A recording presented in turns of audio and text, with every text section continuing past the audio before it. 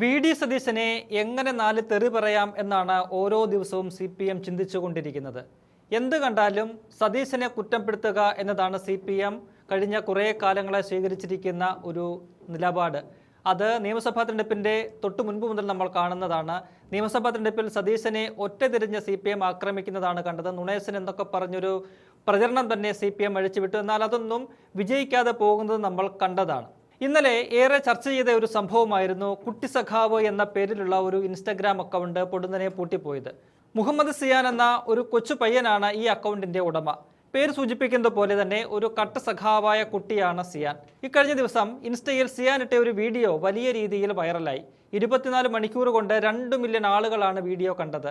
വലിയ സംഭവമൊന്നുമില്ല അതിൽ. സിയാൻ സ്വയം ഷൂട്ട് ചെയ്ത ആ വീഡിയോയിൽ ഞാൻ നിങ്ങൾക്കൊരു സാധനം കാണിച്ചു തരാം എന്ന് പറഞ്ഞ് ഇതാണ് ഞങ്ങളുടെ പാർട്ടി ഓഫീസ്, ആ റെഡ് കുപ്പായം ഇട്ടവനാണ് ബാലസംഘം പ്രസിഡന്റ് എന്ന് പറയുന്നുണ്ട്. കുട്ടികൾ തന്നെ അവരുടേതായ രീതിയിൽ തയ്യാറാക്കിയ ഒരു ചെറിയ ഷെഡാണ് പാർട്ടി ഓഫീസായി അവിടെ കാണിച്ചിരിക്കുന്നത്. ആ പോസ്റ്റിൽ പ്രതിപക്ഷ നേതാവ് പിണറായി വിജയൻ ഉൾപ്പെടെയുള്ള CPMന്റെ പല നേതാക്കളും കമന്റ് ചെയ്തു. അങ്ങനെ വലിയ രീതിയിൽ അത് വാർത്തയാവുകയും ചെയ്തു. 24 മണിക്കൂർ കൊണ്ട് ഏതാണ്ട് 2 മില്യൺ, അതായത് 20 ലക്ഷം ആളുകളിലേക്ക് ആ വീഡിയോ എത്തി. അങ്ങനെ അത് വലിയ രീതിയിൽ ചർച്ചയാവുകയും ഒക്കെ തന്നെ ചെയ്തു. എന്നാൽ പിന്നീട് സിയാൻ വാർത്തകളിൽ നിറഞ്ഞത് ആ ഇൻസ്റ്റ അക്കൗണ്ട് പൂട്ടിപ്പോയതിന്റെ പേരിലാണ്. ചുരുങ്ങിയ കാലം കൊണ്ടാണ് കുട്ടികൾക്കും മുതിർന്നവർക്കും ഇടയിൽ കുട്ടി സഖാവ് എന്ന് പറയുന്ന ഇൻസ്റ്റഗ്രാം പേജ് വൈറലായത്. അതിന്റെ പ്രധാന കാരണം തന്റെ രാഷ്ട്രീയം ഇത്ര ചെറുപ്രായത്തിൽ തന്നെ സിയാൻ വളരെ വ്യക്തമായി പറയുന്നതും അത് പറയാൻ കാണിക്കുന്ന ആർജവവുമാണ്. പ്രേക്ഷകരെ ആകർഷിക്കുന്ന നിലയിലാണ് ഓരോ വീഡിയോകളുടെയും അവതരണം. ഇക്കഴിഞ്ഞ നിയമസഭാ തെരഞ്ഞെടുപ്പിൽ ബെറ്റ് വെച്ച് തോറ്റപ്പോൾ മുടി മൊട്ടയടിച്ച് വാക്കുപാലിക്കുന്ന കൊച്ചു സിയാന്റെ വീഡിയോയും അക്കൗണ്ടിലുണ്ട്. അതെല്ലാം വലിയ രീതിയിൽ ശ്രദ്ധ നേടിയവയായിരുന്നു. ഇന്നലത്തെ വീഡിയോ നീക്കം ചെയ്തതിൽ മെറ്റയോടുള്ള സിയാന്റെ പ്രതികരണവും വളരെ മനോഹരമാണ്. നിങ്ങൾക്ക് ഇൻസ്റ്റഗ്രാമിലെ വീഡിയോ അല്ലേ മാറ്റാൻ പറ്റൂ, എന്നിട്ട് നെഞ്ചിൽ കൈവച്ച് ഇവിടെ ഇരിപ്പുണ്ട് ആ ചെങ്കൊടി, അത് മാറ്റാൻ പറ്റില്ലല്ലോ എന്നാണ് പറയുന്നത്.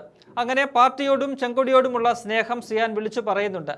ഇന്നലത്തെ വീഡിയോ പോസ്റ്റ് വൈറലായി നിമിഷങ്ങൾക്കകം തന്നെ അത് ആ പേജ് തന്നെ അപ്രത്യക്ഷമാകുന്ന കാഴ്ചയാണ് കണ്ടത്.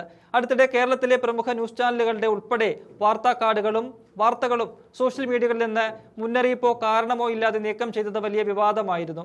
അന്ന് അതിന്റെ പേരിൽ വിമർശനങ്ങൾ കേട്ടത് മുഴുവൻ മുഖ്യമന്ത്രി വി.ഡി. സതീശനാണ്.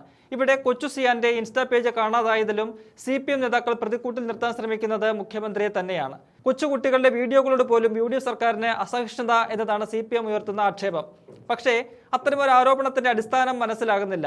കാരണം ന്യൂസ് ചാനലുകളിൽ നിന്ന് നീക്കം ചെയ്യപ്പെട്ടതിൽ ഭൂരിഭാഗവും സതീശനെതിരായ വാർത്തകളായിരുന്നു. അതിന് പിന്നിൽ മുഖ്യമന്ത്രിയാണെന്ന് പറഞ്ഞാൽ അതിലൊരു ലോജിക്കുണ്ട്.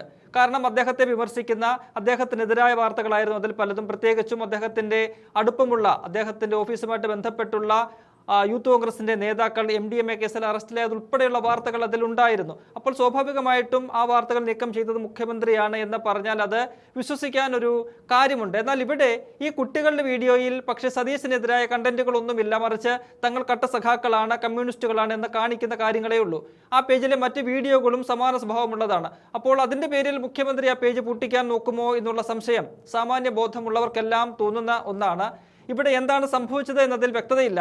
അക്കൗണ്ട് എന്തുകൊണ്ട് നീക്കം ചെയ്തു എന്നതിൽ മെറ്റ കൃത്യമായ വിശദീകരണവും നൽകിയിട്ടില്ല. എങ്കിലും സംഭവിച്ചിരിക്കാൻ സാധ്യതയുള്ളതായി പറയുന്നത് കുട്ടിയുടെ പ്രായപരിധി സംബന്ധിച്ച വിഷയമാണ്. ഇൻസ്റ്റഗ്രാം നിയമപ്രകാരം സ്വന്തമായി അക്കൗണ്ട് കൈകാര്യം ചെയ്യാനുള്ള പ്രായപരിധി 13 വയസ്സാണ്. സിയാന് അതിലും കുറവാണ് പ്രായം. അതുകൊണ്ടോ അല്ലെങ്കിൽ മാസ് റിപ്പോർട്ടിംഗ് കൊണ്ടോ ആകാം മെറ്റ അക്കൗണ്ട് നീക്കം ചെയ്തതെന്നാണ് പൊതുവെ വിലയിരുത്തപ്പെടുന്നത്. എന്നാൽ ഇവിടെ കാണുന്ന ഒരു പ്രശ്നം കാര്യമറിയാൻ നിൽക്കാതെ CPM സതീശനെ ആക്രമിക്കാൻ ഇറങ്ങി പുറപ്പെടുന്നതാണ്. കഴിഞ്ഞ ദിവസം മുൻ മന്ത്രി കൂടിയായ മുഹമ്മദ് റിയാസ് MLA വിഷയത്തിൽ സതീശനെതിരെയാണ് ആഞ്ഞടിച്ചത്. ആർക്കോ ഇതൊക്കെ പൊള്ളുന്നുണ്ട്, ഇങ്ങനെയായാൽ നാട്ടിലെ സ്ഥിതി എന്താകും, ഇത്ര വലിയ രാഷ്ട്രീയ ഭീരുവായ മുഖ്യമന്ത്രി ഇല്ല എന്നൊക്കെയാണ് റിയാസിന്റെ വിമർശനം. ഇതൊന്നും അൽഗോരിതത്തിന്റെ പ്രശ്നമൊന്നുമല്ല എന്നും മുൻ മന്ത്രി പറയുന്നുണ്ട്. കൊച്ചുകുട്ടിയുടെ വീഡിയോ കണ്ട സതീശനും കോൺഗ്രസും പേടിച്ചുപോയി, അല്ലെങ്കിൽ അതിൽ അസഹിഷ്ണുരായി എന്നാണ് CPM കരുതുന്നത്. പാർട്ടി ചാനൽ പറയുന്നത് കുട്ടി സഖാക്കളോടും സതീശന് കലിപ്പ് എന്നാണ്. കുട്ടികളോടെന്നും വലിയ സ്നേഹത്തോടെ പെരുമാറുന്ന ഒരു നേതാവാണ് സതീശൻ. അത് പല വീഡിയോകളിലൂടെയും എല്ലാവരും കണ്ടിട്ടുമുണ്ട്.